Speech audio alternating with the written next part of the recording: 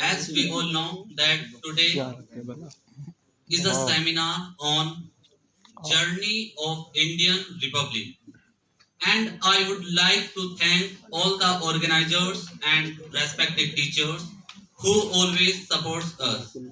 Friends, जैसा कि हम सभी जानते हैं, आज constitutional development a historical overview silent features of Indian Constitution issue and challenges पर चर्चा कर रहे हैं। हम सभी जानते हैं 1600 ईस्वी में भारतीय आकाश में गुलामी के बादल छा गए थे और वो बादल हमारे देश में अनेकों चार्टर्स के रूप में बरसते रहे, जैसे regulating act 1773, act of settlement act 1781, Pitt's India act of 1784। इस तरह अंग्रेजों ने हमारे भारत में शासन करना शुरू कर दिया। फिर और अन्य तरह के चार्टर्स हमारे देश में लागू किए गए। Charters of 1813, 1833, 1853, government of India act 1858, council of India act 1861, 1892, 1909, Simon commission 1927। फिर इसी तरह लागू किया government of India act 1935, establishment of federal government, establishment of federal court, jurisdiction of federal court, Cripps mission 1942, cabinet mission 1946, Indian independence act 1947, और इस तरह अंग्रेजों का पतन हो गया। लेकिन साथियों, इसी कालखंड में आधुनिक संवैधानिक परंपरा का विकास हुआ। इससे पहले भारत में जितने भी शासन हुए तब संवैधानिक परंपरा नहीं थी, लेकिन इसी कालखंड में संवैधानिक परंपरा का विकास हुआ और तब जाकर भारत में संविधान की रचना की गई।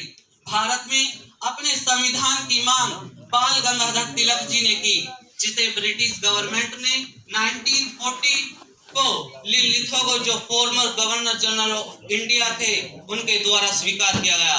परमिशन कैबिनेट मिशन द्वारा 1946 को दी गई और इस तरह संविधान में अध्यक्ष चुने गए, समितियां बनी गई और 2 वर्ष 11 महीने 18 दिनों में संविधान बनकर तैयार हो गया। लेकिन प्यारे साथियों, मैं आपको यह बता देना चाहता हूँ कि 2 वर्ष 11 महीने और 18 दिनों के इस प्रोसेस के लिए हमारे पूर्वजों ने अनेकों तरह के लड़ाइयां लड़ी, अनेकों तरह की यातनाएं झेली, अनेकों तरह के आंदोलन किए। वो यातनाएं जेलों तक सीमित नहीं थी, काले पानी की सजा दी जाती थी, वर्षों जेलों में कष्ट झेले जाते थे, पीठों पर कोड़े बरसाए जाते थे, सीनों पर गोलियां दागी जाती थी और तोपों के आगे खड़े होकर मृत्यु से हाथ मिलाए। तब जाकर भारत में संविधान की रचना की गई। साथियों, संविधान किसके लिए बनाया गया? हमारे लिए, भारत के नागरिकों के लिए।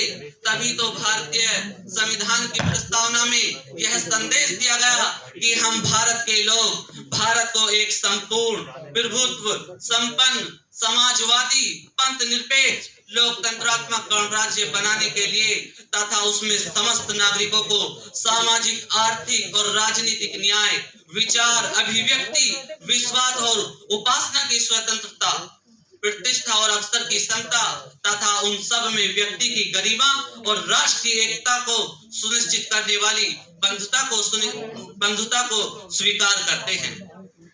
तब जाकर संविधान बनकर तैयार हुआ। साथियों, वैसे तो संविधान articles 395, parts 1 to 22, schedules 1 to 8 में ही सीमित है, लेकिन हमारे संविधान को lengthiest constitution of the world कहा जाता है, जिसमें parliamentary system, democracy, single citizenship, fundamental rights और directive principle and state policy, fundamental duties. लेकिन मैं आपका ध्यान फंडामेंटल राइट्स की तरफ खींचना चाहता हूं, क्योंकि हम सभी अपनी फंडामेंटल राइट्स को तो जानते हैं, लेकिन फंडामेंटल ड्यूटीज पर ज्यादा ध्यान नहीं देते। हमारे fundamental rights equality, right to equality, right to freedom, right against exploitation, right to freedom of religion, cultural and education right, right to constitutional remedies, इस तरह हमारे फंडामेंटल राइट्स हैं। लेकिन हमें फंडामेंटल राइट्स के साथ साथ अपने फंडामेंटल ड्यूटीज को भी ध्यान में रखना है, जैसे अपने देश के संविधान, राष्ट्रीय ध्वज, राष्ट्रीय गान का आदर करना है, अपने आदर्शों का आदर करना है, अपने देश के स्वतंत्रता सेनानियों के लिए हृदय में सम्मान संजोए रखना है। भारत में सभी लोगों के प्रति समानता और सम्मान की भावना रखनी है, भारत की अखंडता की रक्षा करनी है, भारत में मानववाद का विकास करें और ऐसी प्रथाओं का त्याग करें जो महिलाओं के सम्मान के विरुद्ध हों, सार्वजनिक संपत्ति को सुरक्षित रखें और हिंसा से दूर रहें। लेकिन मैं 26 जनवरी गणतंत्र दिवस की इस सुनहरी पूर्व संध्या में अपने उन क्रांतिकारियों को भी नमन करना चाहता हूं जिनकी वजह से आज हम इस पटल पर हैं। चंद्रशेखर आजाद, सुभाष चंद्र बोस, राजगुरु, सुखदेव, मंगल पांडे, राम प्रसाद बिस्मिल, अशफाकुल्लाह खान, मौलाना अब्दुल कलाम आजाद, हजरत महल, टीपू सुल्तान, रानी लक्ष्मीबाई आदि राष्ट्रीय भक्तों ने सब कुछ अपना राष्ट्र पर निछावर कर दिया। महात्मा गांधी, पंडित जवाहरलाल नेहरू, डॉक्टर भीमराव अंबेडकर आदि पूर्वजों की तपस्या और बलिदान ने हमें आजादी दिलाई, तभी तो हम संविधान बना पाए, तभी तो आज हम यहाँ उपस्थित हैं।